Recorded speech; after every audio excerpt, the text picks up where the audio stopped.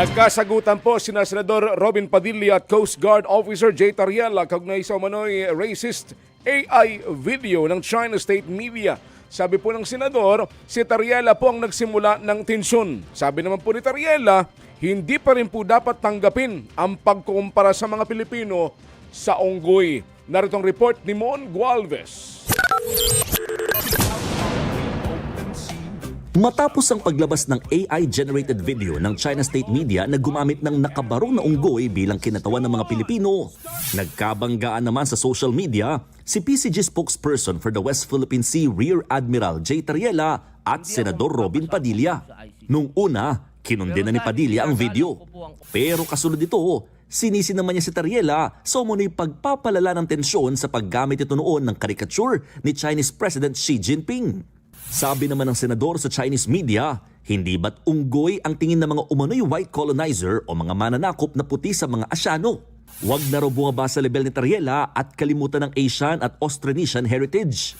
Agad namang pinalaga ni Tariela ang pahayag ng senador. Insulto para sa higit 26 na milyong Pilipinong bumoto kay Padilla ang pagtanggap ng senador na unggoy sila. Ang issue ay hindi pananaw ng mga white supremacist, kundi ang video mismo na ginawa at ipinalabas ng China.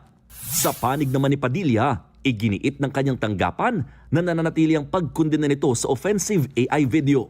Pero hindi rin daw dapat palampasin ang paggamit ng mga inflammatory caricature at umano'y wartime propaganda ng mga opisyal ng Pilipinas. Wala pang tugon si Tariela kaugnay sa pinakahuling pahayag ng senador.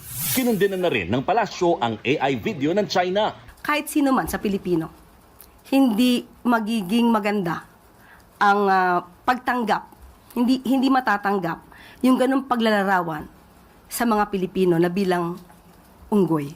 Siguro meron lang tayo ilang opisyal na tanggap na sila unggoy, pero ang Pangulo ay hindi.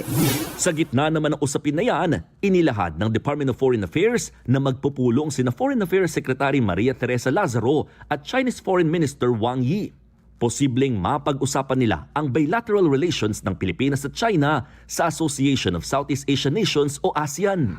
Gayunman, hindi pa malinaw kung matatalakay ang kontrobersyal na AI video. Nagbabalita mula sa Frontline, Mon Gualvez, News 5. Mga kapatid, patuloy po kayong tumutok sa 105.9 at True FM para sa totoong balita, impormasyon, music and entertainment. Mag-subscribe po sa aming YouTube channel at podcast at sundan niyo po kami sa Facebook, Instagram, X at TikTok sa True Network PH. Bisitahin po ang aming website sa truefm.ph at panoorin din po kami sa True TV Channel 19. Kami ang 105.9 at True FM, laging true sa'yo, kapatid!